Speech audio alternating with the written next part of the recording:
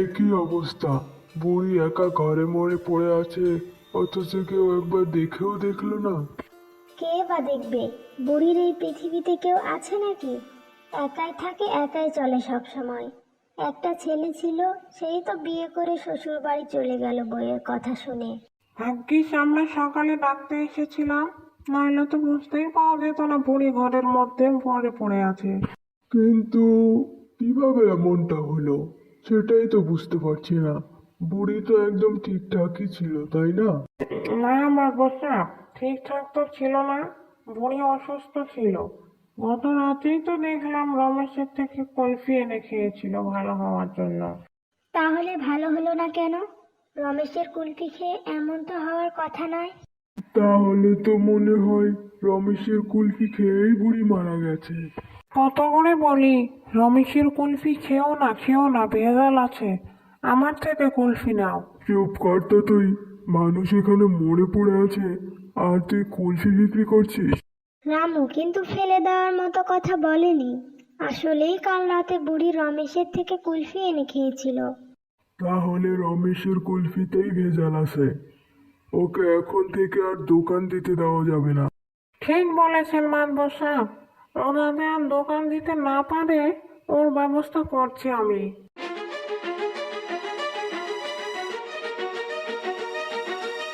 আরে আরে মাদবর সাহেব, আমার দোকান ভাঙচুর করছেন কেন? কি হয়েছে? কি হয়েছে এটা আবার জিজ্ঞেস করছিস? এখানে ভেজাল কুলফি বিক্রি করছিস, অন্যদিকে তোর কুলফি খেয়ে মানুষ মারা যাচ্ছে। মানুষ মারা যাচ্ছে মানে? আমার কুলফি খেয়ে কে মারা গেল? বুড়ি মারা গেছে। গত রাতেই তো তোর থেকে কুলফি নিয়ে খেয়েছিল। ভালো হলো না কেন, হ্যাঁ? উল্টো তার কুলফি খেয়ে বুড়ি মারা গেছে। আমার কুলফি খেয়ে এমন কিছুই হতে পারে না। আপনারা তো জানেন আমার কুলফিতে এমন শক্তি আছে যে সেই কুলফি খেলে রোগ ভালো হয়ে যায়। তাহলে বুড়ি ভালো হলো না কেন? মিথ্যে কথা বলার জায়গা পাস না, তাই না? এইসব ভুলভাল বুঝিয়ে নিজে কুলফি বিক্রি করবার ধান্দা। দেখ রমেশ, এইসব নিয়ে আর আমি কথা বাড়াতে চাই না। আজকে থেকে তুই আর গ্রামে কুলফি বিক্রি করতে পারবি না। তাহলে আমি কি করে খাবো মাদবর সাহেব?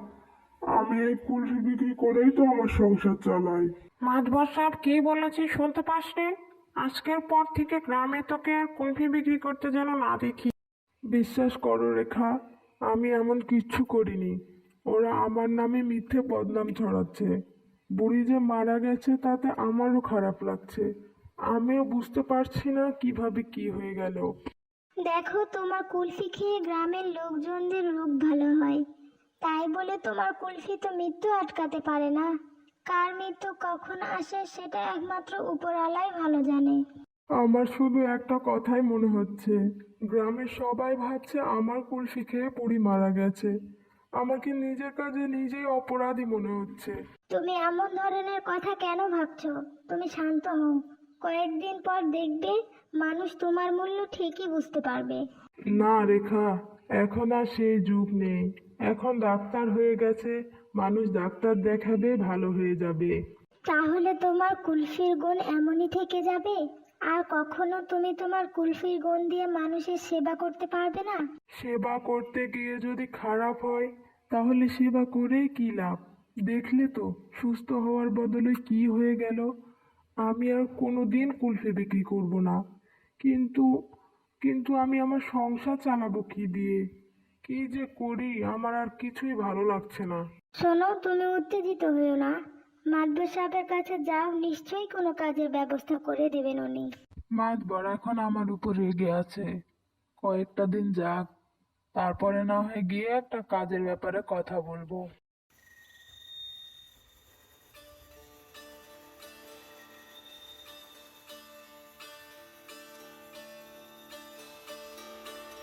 কিরে রমেশ, তুই এখানে কেন?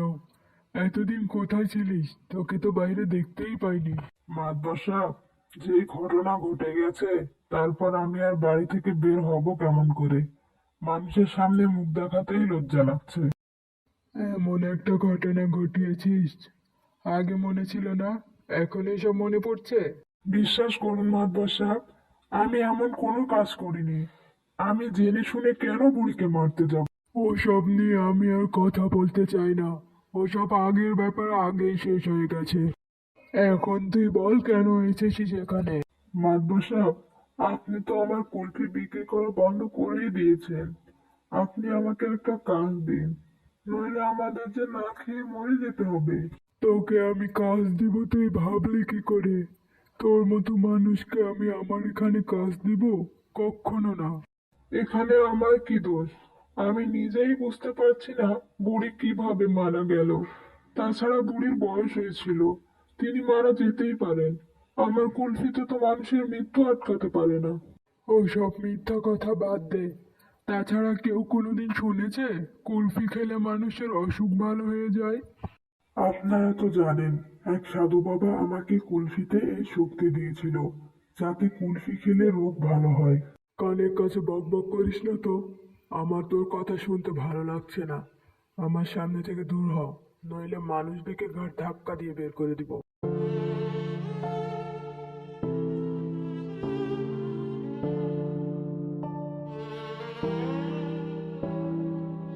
মাদবর সাহেব, আমাদের গ্রামের সবাই অসুস্থ হয়ে পড়েছে। কি বলিস? আমারও তো ডায়রিয়া হয়ে গেছে। এই জন্য আমিও কদিন ধরে বাইরে বের হতে পারিনি। কি যে করব বুঝতে পারছি না। ডাক্তারি ওষুধ খেয়েও কিচ্ছু হচ্ছে না। এরকম হতে থাকলে গ্রামের সবাই মারা যাবো যে। তুই ঠিকই বলেছিস। আমিও কালকে শহরে গিয়েছিলাম ডাক্তার দেখাতে, কিন্তু এখন পর্যন্ত কিচ্ছু কম বুঝতে পারছি না। শুধু শুধু টাকাগুলো নষ্ট হচ্ছে। আগে এরকম একটু জ্বর হলেই একটা কুলফি খেলেই ভালো হয়ে যেতাম। ঠিকই বলেছিস তুই। এই কুলফি থাকবার কারণে এই গ্রামে কখনো অসুখ বিসুখ ছড়াতে পারিনি। যদি আগের দিন থাকতো তাহলে হয়তো আমাদের এত চিন্তাই করতে হতো না। আমরা এক কাজ করি, কাল সকালে সবাই মিলে একবার রমেশের ওখানে যাই। দেখি আবার নতুন করে কুলফি বিক্রি করতে রাজি করতে পারি কিনা। আপনারা সবাই মিলে রমেশের উপর যে অত্যাচার করেছেন, এখন আমাদের সাহায্য করবে কিনা এটাই সন্দেহ। কেন কেন? রমেশের আবার কি হয়েছে? এই কুলফি বিক্রি করলে তো ওই টাকা পাবে, তাতে তো ওরই লাভ। তোমরা ভালোভাবেই জানো রমেশ পয়সার জন্য কাজ করে না। দেখি রমেশ কি করে, আমাদের সাহায্যে ও এগিয়ে আসে কিনা। দেখেছো রেখা, পুরো গ্রামে কি অবস্থা হয়েছে? প্রতিটি ঘরে ঘরে অসুস্থ মানুষ। আমার আর সহ্য হচ্ছে না। যদি সহ্য না হয় তাহলে ঘরের দরজা বন্ধ করে ঘরেই বসে থাকো। তোমাকে কে বলেছে বাইরে যেতে? তুমি এভাবে কথা বলছো কেন? গ্রামের লোকেরা অসুস্থ হয়ে পড়ে আছে, আর তুমি এভাবে কথা বলছো? ওদের জন্য একটুও মায়া হচ্ছে না তোমার? না, একটুও মায়া হচ্ছে না। তুমি যখন বিপদে পড়েছিলে তখন ওদের মায়া হয়েছিল?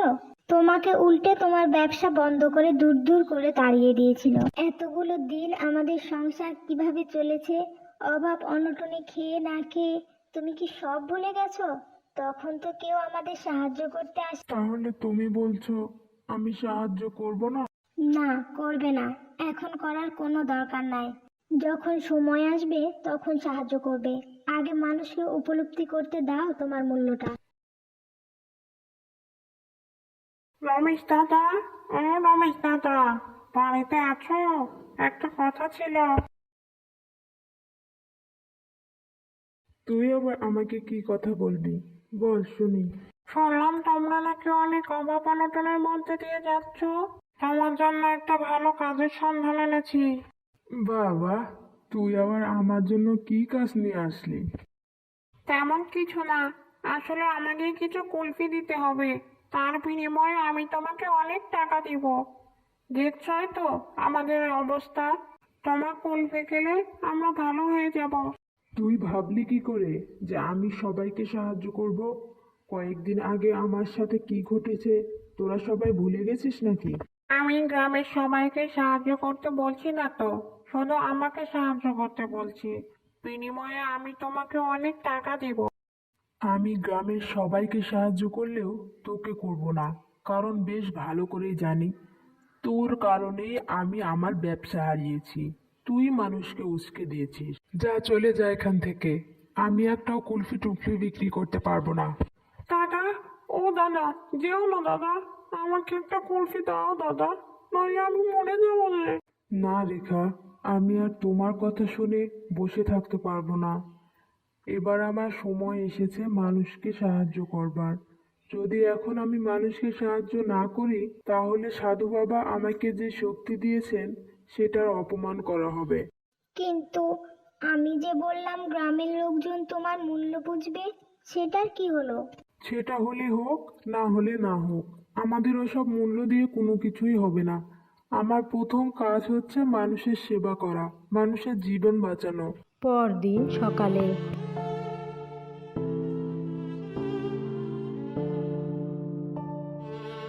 রমেশ, ও রমেশ, বাড়িতে আছিস? একটু বাইরে আয় না। কে? ও মাধবর সাহেব, কি হয়েছে বলুন। কিছু হওয়ার কি আর বাকি আছে? গ্রামের সবাই অসুস্থ হয়ে পড়েছে, কয়েকজন তো মারাও গেছে। ডাক্তারি ওষুধও কোনো কাজ হচ্ছে না। এখন তুই আমাদের শেষ ভরসা। কিন্তু মাতবার সাহেব, আপনি তো বলেছিলেন কুলফি খেলে নাকি কিছুই হয় না, সব আমাদের মন গড়ানো গল্প। তাহলে আজকে আপনি নিজে এসেছেন রমেশকে কুলফি বিক্রি করার কথা বলতে? হ্যাঁ, আমার সবই মনে আছে। আমি আমার ভুল বুঝতে পেরেছি। আমি মানছি তোর কুলফি খেলে অসুখ ভালো হয়ে যায়। আমি তোকে দোকান দিতে মানা করেছিলাম। এখন আমি তোকে অনুরোধ করছি, তুই আজকে থেকে কুলফি বিক্রি করা শুরু কর, নইলে সবাই আমরা মারা যাব। দয়া কর রমেশ আমাদের উপর। সি মাধবর সাহেব, আপনি হলেন গ্রামের মোড়ল আর আমি হলাম একটা সাধারণ কুলফি বিক্রেতা। আমাকে অনুরোধ করে লজ্জা দিবেন না। আমি আজ বিকাল থেকেই আবার কুলফি বিক্রি করা শুরু করব। আপনারা চিন্তা করেন না, বাসায় যান। কি গো গিন্নি, যাবো তো বিকালে কুলফি বিক্রি করতে? হ্যাঁ, অবশ্যই যাবে। যাবে না কেন? তারা সবাই নিজেদের ভুল বুঝতে পেরেছে। দেখলে না কেমন মাতবর সাহেব নিজে তোমার কাছে এসেছে? আমি তো এটাই চেয়েছিলাম, সবাই যেন তোমার মূল্যটার গুরুত্ব দেয়। কিন্তু আমার দোকান তো ওরা ভেঙে দিয়েছে, আমি এখন কিভাবে কুলফি বিক্রি করব? ঠিকই বলেছ, এটা তো ভেবে দেখিনি। তুমি চিন্তা করো না, তোমার একটা সাইকেল ছিল না, ওটাতেই তুমি কুলফি বিক্রি করা শুরু করো। এরপর রমেশ বিকেলে সাইকেলে করে কুলফি বিক্রি করতে শুরু করে। সবাই লাইন দিয়ে তার কুলফি কিনতে আসে এবং কুলফি খেয়ে সবাই আগের মতো সুস্থ হয়ে যায়।